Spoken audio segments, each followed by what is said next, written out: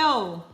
Thank you for joining me today on this episode of Shaking Tables. And I must warn you, this one is going to shake probably everything that you have ever believed in if you were born and raised in Nigeria or in Africa. Today, the table we are going to shake is the spanking table. To spank or not to spank. To beat or not to beat, to woz a child or not to woz. So welcome. Joining me is my partner in not crime, don't worry, all things good, Mrs. Junifer Uzodike, who is the founder and head of school, Fruitful Orchard Montessori School in Abuja, as well as a board member of the Association of Montessori International. Yes.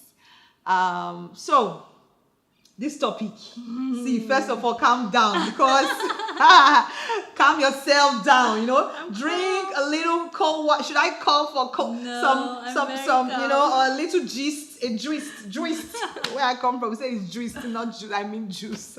Anyways, so we want to talk about, I know you grew up in Nigeria, I grew up in Nigeria, and thinking about it, like, I know that as an adult, even before I became a parent, I just, at some point, we just think, like, why? You remember, and you went to boarding school too, Shay? Of course. Oh my goodness, I went to, it's like, we sit down and create, what is the worst way that I can punish? And is it, in retrospect, I was thinking, boarding school, you had children coming in 9 years old, 10, thereabouts. When you are knocked on the head, we call it conk. When you are conked, you see some stars, and all of that. And then we're told that yes, it's to make us walk in the straight and narrow. It's to make us grow up to become and all of that. So I would like to know what your opinion on this is.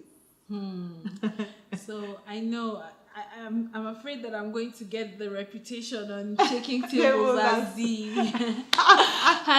and I'm happy to take that role. My opinion is no spanking. I do not think that we need to spank our children. Wait, calm down. What do you mean? You say no spanking. Abi, are you going to describe the kind of spanking that is okay? Zero spanking.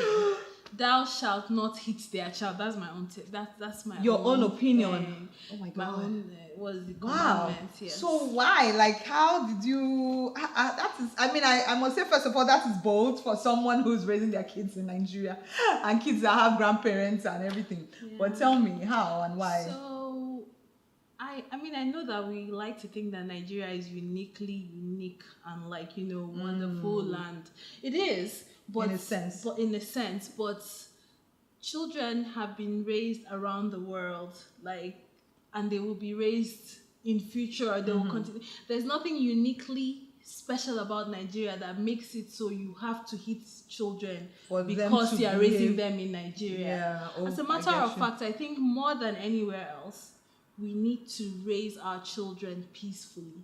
How many times you go on the street? I'm sure you've traveled abroad many times. How many times you go on the street and you see people shouting, like, I'll go slap you now if I was you. Have you seen that anywhere? But this is the only tool that most people have to use for dealing with negative situations, because that's how they were raised. That's how they were not given any other tools.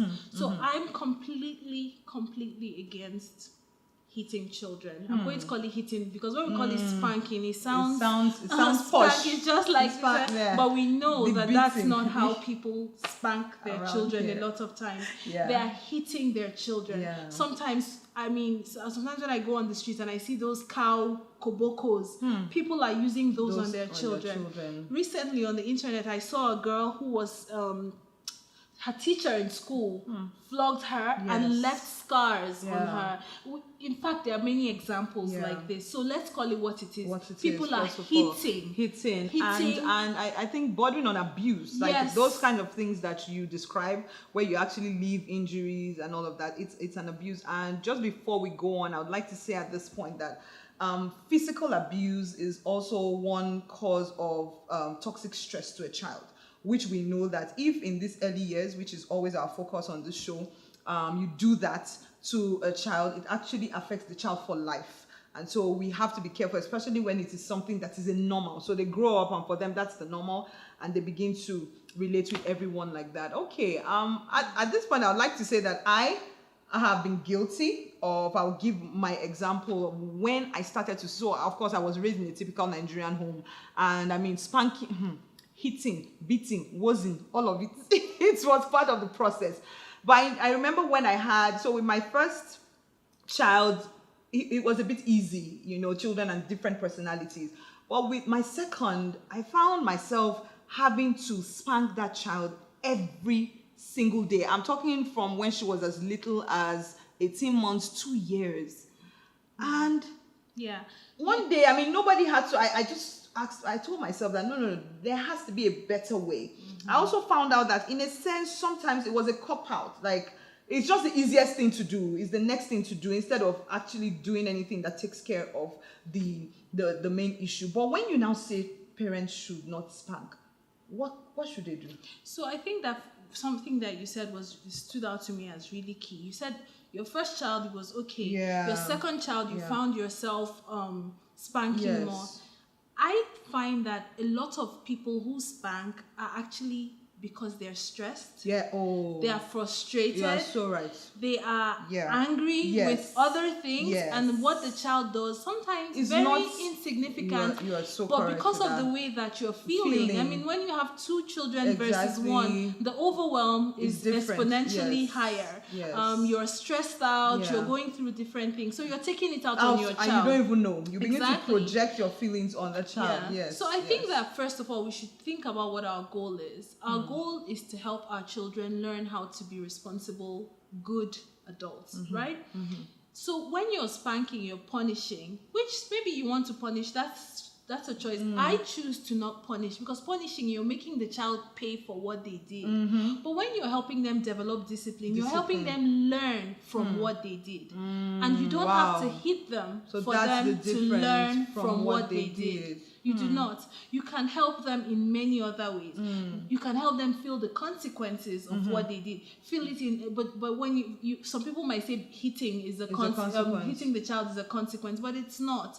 There are many consequences that are directly linked. So there are two kinds of consequences.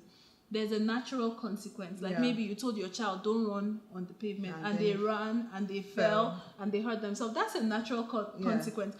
Often you actually don't even have to tell them again. They already felt it. So actually what you should do is, I'm sorry you fell. You don't even have to say, you see, I told you. They know. In your mind you can say, you know. Of course we don't want our children to get hurt and all of that, but you know what? It's better for them to get hurt now than much later, because their bodies heal faster. So anyways, you can have natural consequences. Then there are some situations that don't provide natural consequences in the way that we would think. So you can provide the consequence, but make sure it's logical, it's linked. Like so a consequence, for example, I usually, maybe if I'm going to the store with my children, so let me backtrack a minute. Your child should know the consequence as much as possible before the action. So if they do something that you have never talked to them about it, just see it as a learning opportunity and teach them what they're supposed to do. Because often they don't actually know what they're supposed to do. You have to remember that children don't come with a manual. I mean, they have an idea from watching the adults around them. But the thing is that most of the time, the expectations we have of them are actually not what we are doing. Unrealistic. So we're not modeling to them what we want them to do. You know, so they don't know what to do. So logical consequences should be communicated to the child in advance. So the example I was going to give, if I'm going to the store with my children, I always let them know, we're going to the store. You may not touch anything. You may look, but you may not touch. If I plan to buy something for them, I might tell them, you can pick one thing. Or if I don't plan to buy anything for them, I tell them, you cannot choose anything. And I say to them, you know, if you start to misbehave, we're going to have to leave. And the next time I'm coming, I won't be able to trust that you can handle yourself. So the thing is, when you say that, you have to be prepared to follow through. To follow through. You know, you don't just say, I will slap you, I'll beat you. Like, sorry we just to interrupt. throw You know, it. I feel like sometimes, and I'm talking from my personal experience, something Right. that I've been guilty of. Sometimes it is tougher to follow through. Sometimes Right. it takes more effort on your own part to follow through. And so that's why many times we feel the need to just spank. Right. Is the easiest Yeah. thing to do. But the question is, if we have a goal, like you said, what is our goal? I want to correct, or let me use the word correct the child from this, or I want to teach the child that this is not the right thing to do, or this is not how the world works, or this is a better way to do something. Exactly. Yes. So we want to teach them what to do, not just what. Because often when We're you saying even what not spank, to you tell them do. what not to I do, but you see. never actually Say, tell them what this to is do. what to You know, do. a lot of times you say, I told you not to do this. But you haven't actually said what to they do should do instead. So I think that also knowing that you have to follow through makes you really think about what the consequence that you're giving, because it needs to be something that you can follow through on. Yeah. So I mean, like I said, we will leave the store. So sometimes that's inconvenient, because For that you, means I'm you going have to now come go back. again. But you know what? You only have to do it like once or twice, and your children will They know know. that when mommy says this, They she mean it. Means Yeah, it. she means so it. I think the other thing is that often the things that we expect, or the things that we make a big deal of, they're not so actually important. big deal. In fact, sorry to give you an example, like imagine a child, I remember growing up, then you break a plate. Oh my God. And the beating, and just thinking about it, the truth is, it's actually just like you said, the anger of the parents is thinking maybe the expense of it and all of that. But the child did not really just carry that plate and intend to break it. And also, sometimes adults have those accidents. And does anybody flog you when you break? Wait, that's not fair right now. But don't you break plates? Well, I mean, yes, it happens, but you know, that's another thing. But it's okay for you to break plates because you're an adult and you bought it with your money, but the child did not buy it. So you see, that's another thing. I feel like in our part of the world, unfortunately, so we see children as substandard human beings. That's just the truth. You know, without even knowing it. That is true, and I really like to quote I'm a Montessorian. I'm a Montessori teacher, mother, educator. Yeah. Dr. Montessori, there's a quote by her that says, "A child is a human being, deserving of respect, because of the potential that he carries." You don't know who this child in front of you is. Yeah. You don't know, and this child is the father, is another quote, is the father of an adult in future. The husband of somebody, is the wife of someone, the mother of someone. And everything that you are doing right now is determining directly the kind of husband they will be, the kind of wife. I find a lot of Nigerian men are violent to their wives, if not physically, a lot of times emotionally, verbally. And in my mind, this is not science based, but just my own personal observation and my own logical calculation. Things together. Yes, they don't know better. Definitely. When you're a child, your world, daddy, sorry, exactly. But when you're a child, specifically your mother, when you, depending on your age, your world, your mother is your love. Like, this is who is everything to you. So if this woman who loves you so much is so quick to treat you in certain ways, so it also is like, giving you a sense of, this is what it is to love. This is how to love. This is how and it does not have to be that way. I don't spank my children. I don't hit them. I do not. Wow. The example you gave earlier, you talked about breaking a plate. I remember I have a very strong memory from when I was young, and I broke a plate and I went and hid it under a mortar.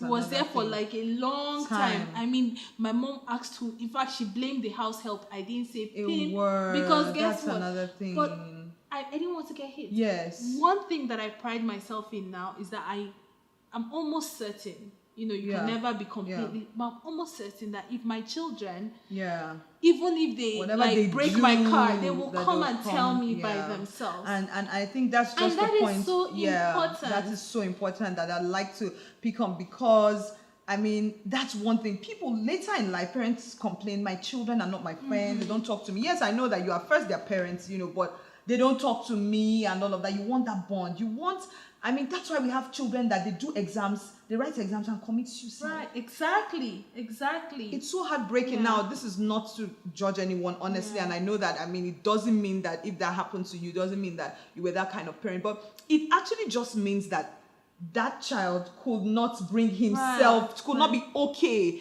like did not see failure as simply as a mistake. He saw it as one moment, and that's another thing, the way we react when our children fail, when they, when they stumble, and then, just to add this, I noticed that we're quicker to spank in public or where there are other people. Yes, because we want to prove that we're raising our children well. And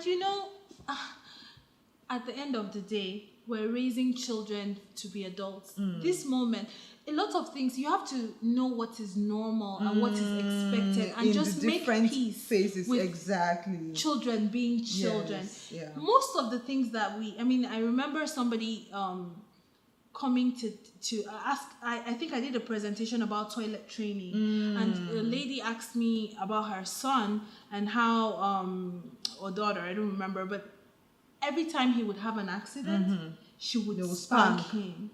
So it is actually part of the process. I've even found that with my children, closer to the time where they become completely independent, they actually have more accidents. And again, not scientific, but my observation or my thought is that they're learning how much can I hold it? And sometimes they realize I did not. I see. You have to allow children pass through these processes because some of them are the ways that they learn. Don't get me wrong. Not spanking is not the same as being a permissive parent. I think people always feel like you have to either be authoritarian or permissive. But you can't be in the middle. You don't have to be. You can be an authoritative parent.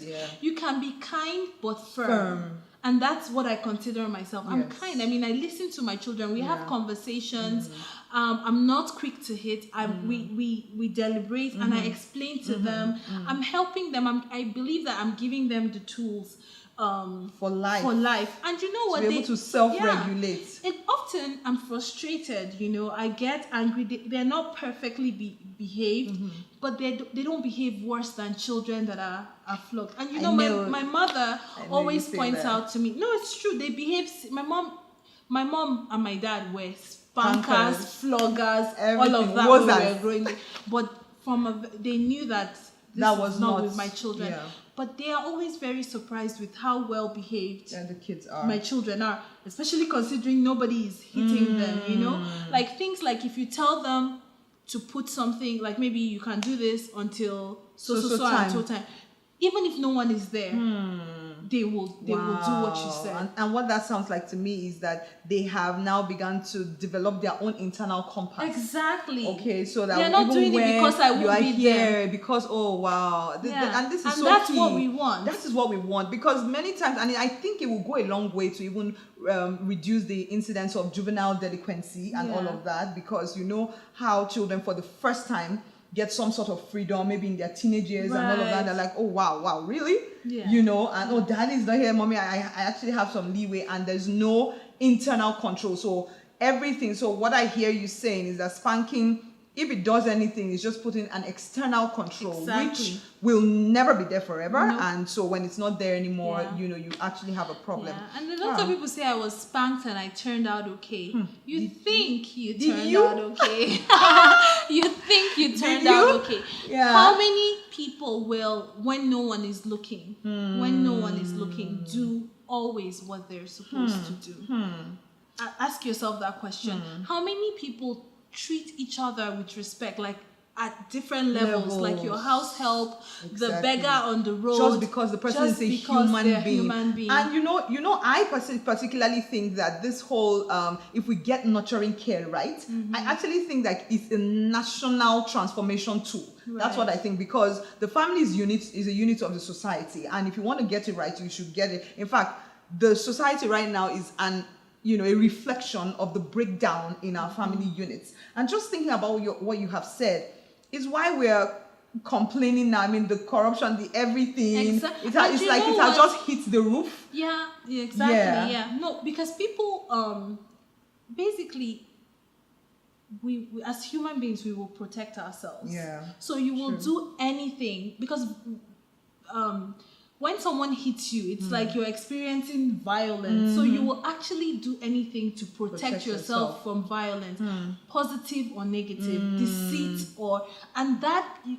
When you have a character in one area, it carries over to all the other segments of your life.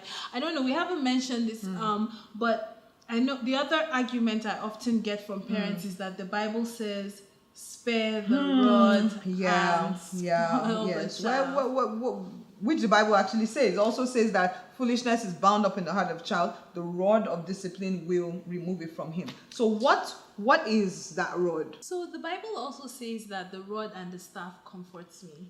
So for me, I like to look at the rod also from that perspective. When I think about a rod, it's something that is pointing in the direction. So you can spare the rod by not telling your children what to do, by not pointing the direction. Yes, by not leading them in the right way. Modeling it. Most importantly, because everybody, well, maybe not everybody knows, but we know. You should know that children will do what they see you doing before they do what you say. They do what they see us doing. So we can provide that rod of guide. I mean, if you think about, like a shepherd, he's walking in the direction and they're following, or sometimes he's leading, he's pointing. That can be the rod. That is the rod. When I think about, there are many things in the Bible that we don't take literally, or we don't practice anymore. Because that rod also, if you see a shepherd, he uses it to like guide the sheep. Like you're going this way, okay, no, this way. But I mean, I've never really. But I cannot see a shepherd. I think it's strong because most of us we really Psalm 23 is such a significant. Bible passage for most of us who are Christians. And so for me, it says, thy rod and thy staff, they comfort me.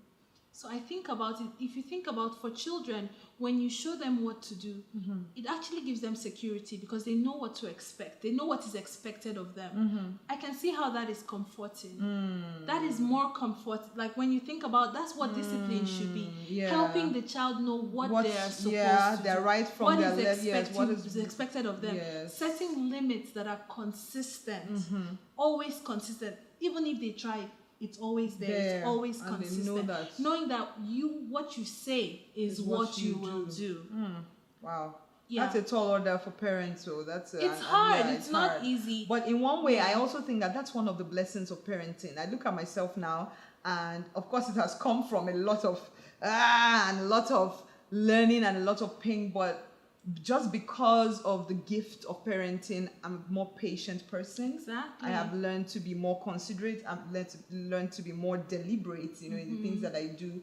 And I think I think that's also part of God's plan in making us parents and all of that. And this makes me actually remember one of your trainings that I came for, where you shared something that was like a light bulb moment for not just me but my husband as well. And you talked about the 3 phases that a child's brain could be in, and the human brain actually, yes, because you're right, because it actually helped me not even just to relate with my children but other human beings, so that we're either in red or orange or green, and until we can really never connect, as in pass any correct or pass any sensible information, with a child or with any human being when they are not in green. Can you talk a bit about that? So I really love that example, and I use it in a lot of my trainings. It's basically like thinking about a stoplight, right? When you're at the traffic light, when it's red, it's stop. When it's orange, walk towards you. You have to get ready, So you're helping get ready for green. So red is basically when the child is like, their basic needs are not being met. They're hungry. So a lot of times parents don't realize it, but children will misbehave out of a need. Like there's a need that's not being met. Usually basic needs are when the child is in red. So if the child is hungry, if the child is tired or sleepy, I think that if this is just a caveat, but this is a tip for most parents. If your children, if you start making sure they go to bed at 7 and they are getting enough sleep, you will notice, first of all, a significant difference in your child. True. If they're eating well, and eating well is not, drinking Fanta and cabin. I'm not saying you shouldn't do them. Please, can you stop? You want to shake another table now. Can you leave that for another day? Indomie. Don't get me started. You should shake the Indomie table because oh God, I have a lot to say on that. But anyways, I mean, nutritionally sound meals where they're actually getting the nutrients that they need. If they get between sleep and food and time outdoors, you can actually eliminate 90% of your children, maybe not 90, maybe like 80%. I need to jot that down. Your children's misbehavior. So when your child is hungry, thirsty, all of those things, they're in red.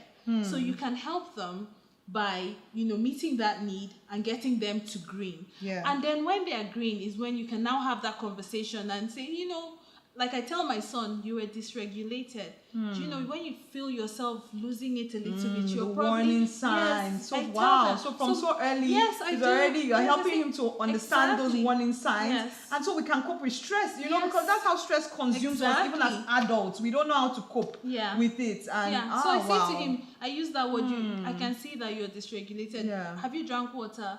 Or are you hungry? Have you had your lunch? And often he'll realize, no, I haven't. Or do you need a snack? And he'll say, he might not say yes, but I'll say, okay, just drink water anyways. Let's drink together. And then you'll see that you'll even see physically that the alarms, the red smoke is coming out of it. It's calming down.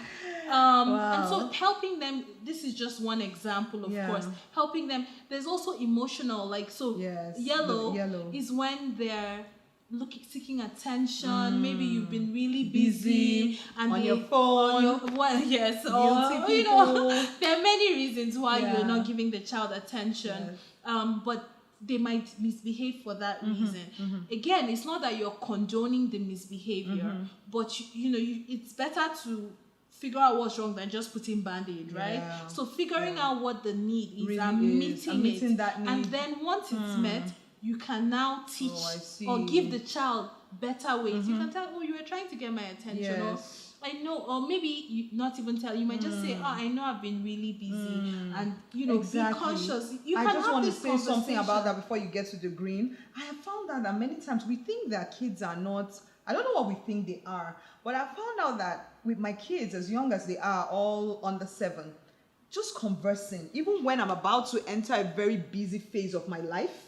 And I know that I'm not going to be as late, calling them together and say, mommy, for this week or whatever, it's really going to be hectic. It's going to mean that I might not be with you as much and they understand.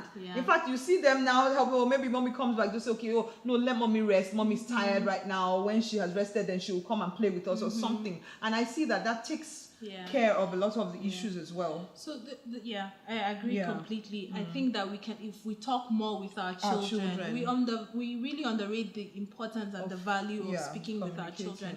The last thing that I wanted to mention is that this red, yellow, and green, it's not just your children, it's yourself too. Tell me about it. In fact, I observed one recently. So if you're not feeling green, if your brain is not in green, so if you're what does green unsafe, green is like you're safe, your needs are met, like you're not hungry, you're not tired, you're not emotional, you feel together. So I think that just quickly, some things that can make you not feel feel red. Parents, often we forget to nourish ourselves. You're not eating well yourself. You're in a rush to go here, and there's self-care, very important. So feeding, sleeping enough. You too need to sleep enough. Get off your phone, sleep, prioritize rest, exercise, things that make you feel. And one that a lot of people don't think about is red is feeling unsafe. So how many of us, I know you'll relate to this.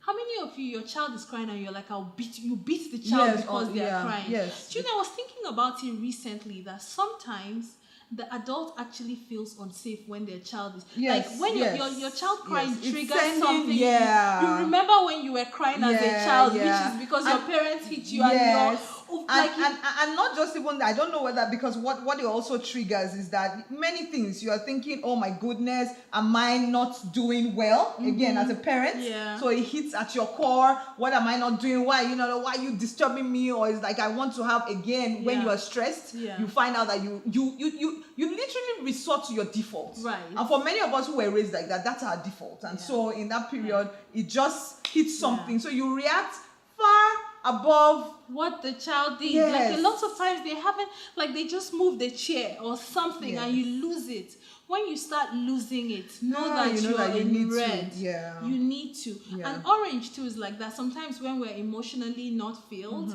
like when it might not even be, it's not from the child. Maybe your husband is annoying you or you're not feeling fulfilled at work. You can see the signs when you start telling the children all the things I do for you. Yes. Your child doesn't understand all of that. You're just having these conversations that are like, that moment, know that it's not about the child. So fix what is wrong with you. Yeah. Because when you do that, then it's easier when the child is misbehaving to look and actually be able see to it for what it is. Sometimes it's just developmental. It's like they will test the limits. They're figuring out how things work.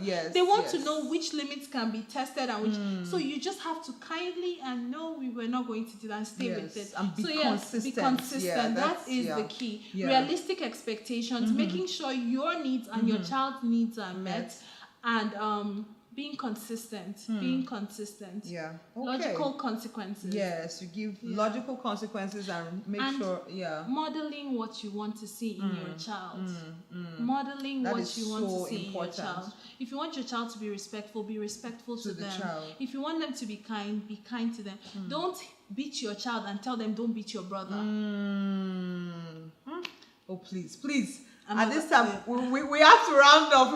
It's sounding like that one is another topic on its own. But I mean, this has really been very, very, very helpful, and I hope that we were able to speak to some of the issues on your mind and able to even help with some of the struggles that you might be having in helping your child become the better version of themselves. So next time, before you react to your child's tantrum or something that your child did, remember that it's not personal. Remember it's not personal. They're not trying to just, rile you up.